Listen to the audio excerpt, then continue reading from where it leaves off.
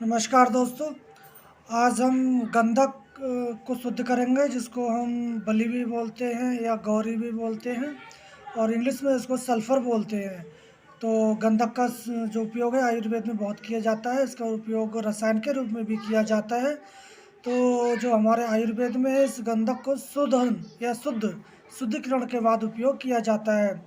तो गंधक की बहुत सारी शोधन की विधियां हैं, तो उसमें से एक जो विधि है उससे द्वारा हम गंधक का शोधन करने वाले हैं। और गंधक का उपयोग किस प्रकार कौन सी बीमारी में किया जाता है उसके बारे में भी हम आज बात करेंगे। तो जो मेरे हाथ में है ये सल्फ़र, ये गंधक है। तो इसका हम आज शोधन करेंगे और किस प्रकार करेंगे इस वीडियो में आपको बताने वाले हैं।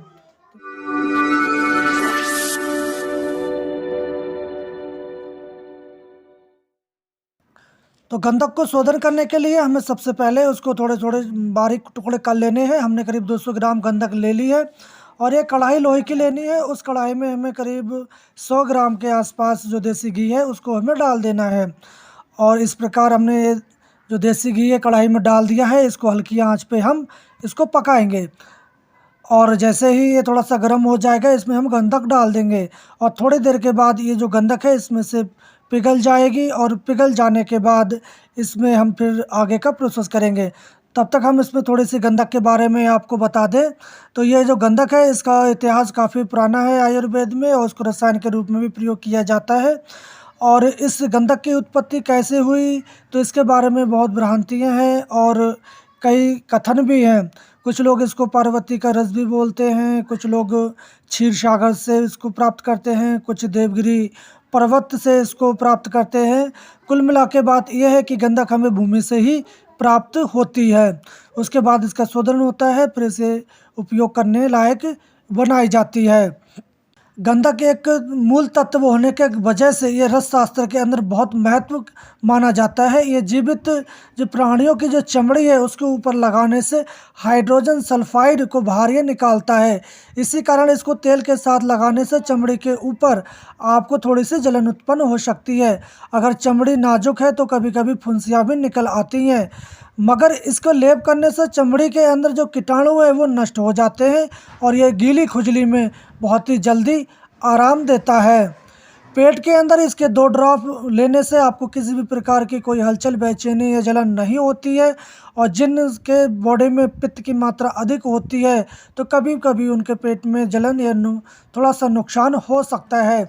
ये कभी कभी आंतों में पहुंचकर वहाँ सल्फ्यूरिक हाइड्रोजन में बदल जाती है, जिसके कारण आंतों में सुसराहट पैदा होती है और आंतों की जो काम करने की जो क्रिया है उसको ये बढ़ा देती है। आंतों की ये विरेचन की क्रिया को ये बढ़ा देती है, जिससे कभी कभी 1-2 दस्त भी लग सकते हैं। तो गंधक के उपयोग करने से आपके जो आंतों की सल्फ्यूराइड हाइड्रोजन जो गैस है वो पैदा होकर अक्सर ये बदबूदार अपान वायु गुदा मार्ग से बाहर निकाल देती है। इसलिए इसको ज़्यादा दिन तक सेवन हानिकारक माना जाता है। तो इस प्रकार आप इस जो गंधक है हमारी कढ़ाई में लाल हो चुकी है। अब इसको हम निकाल लेंगे और एक पात्र में हमने जो गाय का दूध है पावर उसमें रखा है और उसके ऊपर हम थोड़ा सा साफ़ कपड़ा ले लेंगे, क्योंकि जो गंधक थी हमारी अम्लक्षार गंधक उसमें हो सकता है थोड़ी सी मिट्टी या कंकड़ कुछ रह गए हो, तो उसके शुद्धि हेतु हम कपड़े में इसको छानेंगे। तो हमने इस प्रकार कपड़े में छान लिया है और नीचे जो हमारा दूध भरा है उसमें इस गंधक को हम चला लेंगे और ठंडा करने देंगे। ठंडा होने के बाद हम पुनः इसमें से फिर से इस गंधक को निकाल लेंगे और गर्म पानी से साफ़ करेंगे और पुनः कढ़ाई में हम नया जो घी है 200 ग्राम डालेंगे और उसमें फिर से इसको पकाएंगे। और जैसे ही उसमें पिलंग जाएगी तो पुनः हम वही प्रोसेस करेंगे। तो इस प्रकार हम गंधक को 3 से 6 बार शुद्धिकरण करेंगे और उसके बाद इसको हम खाने लायक बना सकेंगे। तो इस प्रकार आप इस गंधक का शुद्धिकरण कर सकते हैं।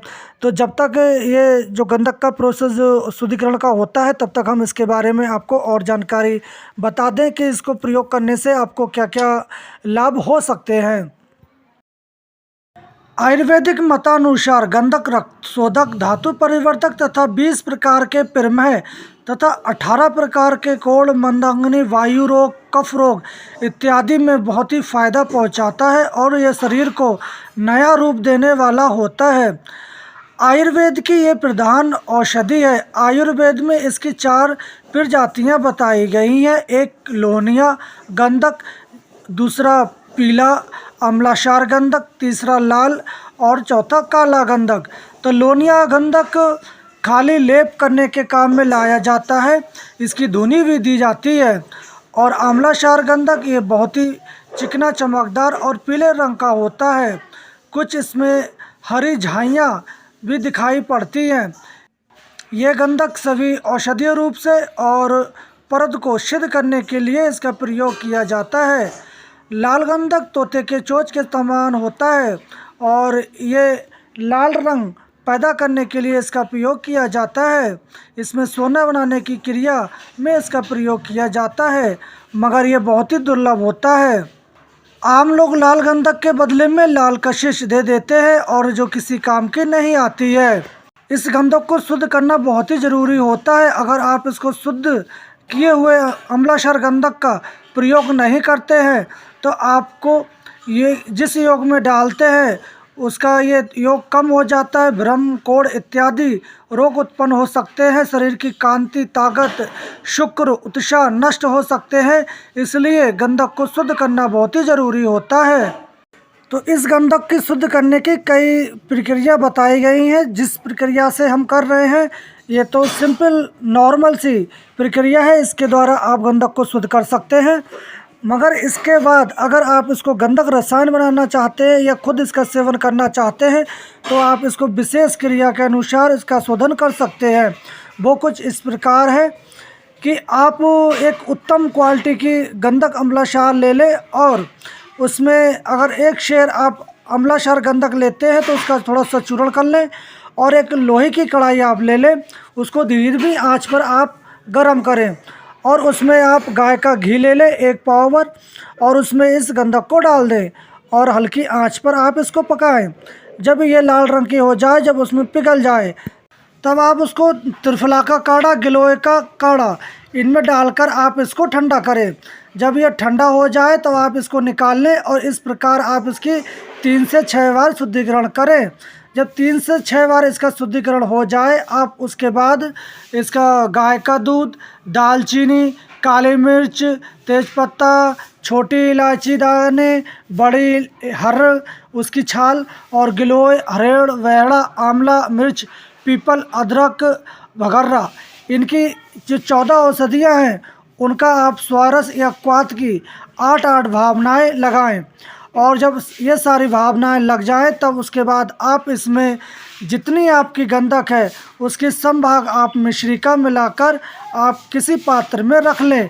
ये आपकी गंधक रसायन तैयार हो जाती है और आप इसका उपयोग कर सकते हैं। जिस व्यक्ति की जैसी प्रकृति हो उसके अनुसार आप 1 तोले से 1.5 तोले की मात्रा में गाय के दूध के साथ आप सेवन करते हैं तो आपके 20 प्रकार के प्रमेह, 18 प्रकार के कोढ़ और सब प्रकार के वात रोग, वंदग्नि, शूल और रक्त विकार से होने वाले जितने भी रोग हैं ये नष्ट होते हैं। और ये गंधक रसायन परम बाजीकरण है, ये विषम धातुओं को भी सम करने वाली होती है। तो बहुत सारी बीमारियों को दूर करने के लिए इस गंधक का प्रयोग किया जाता है, परंतु स्किन प्रॉब्लम या ब्लड प्यूरिफाई करने के लिए इस गंधक का उपयोग सबसे ज़्यादा किया जाता है। तो दांत, खाद, खुजली है, स्किन प्रॉब्लम होने पर आप 1 से 2 ग्राम शुद्ध गंधक ले लें और इसमें 1 से 2 ग्राम त्रिफले का चूर्ण, दोनों को आप समभाग मिलाकर और ठंडे जल से आप सुबह खाली पेट आप सेवन करते हैं तो 2 हफ्ते में आपकी जो खुजली है वो नष्ट हो जाती है। मगर आप जब इसका सेवन करते हो तो आप नमक और खटाई और गर्म चीज़ों का आप सख्त परहेज करें। और याद रखें, जब भी आप गंधक का सेवन करते हैं तो ये उग्र होती है, आपकी जो पुरानी स्किन प्रॉब्लम है उसको ये उखाड़ सकती है, उसको और बढ़ा सकती है। तो आप इस चीज़ का ध्यान रखें। प्रमेह रोग होने पर आप 2 ग्राम गंधक और 6 ग्राम गुड़ आप दोनों को मिलाकर खिला देते हैं, ऊपर से दूध पिला देते हैं तो आपका प्रमेह भी मिटता है। सफ़ेद दाग होने पर आप गंधक, जवाखार को कड़वे तेल में पीसकर और इसको लेप करवाते हैं तो आपके सफ़ेद दाग में भी बहुत आराम होता है। कुष्ठ रोग होने पर आप गाय के मूत्र के साथ पीसकर इसका लेप करते हैं तो उसमें भी आपको फ़ायदा मिलता है। दंत रोग या तीत प्रॉब्लम होने पर आप इस गंधक को सिरके में पीसकर उसकी रुई बनाकर बत्ती बनाकर आप इस गंधक को तर कर लें और जो दांत आप का खुक्कल है, इसमें कीड़ा है, उसमें आप इसको लगा दें तो आप देखेंगे कि आपके दर्द में बहुत ही आराम होता है और कीड़ा भी निकल जाता है।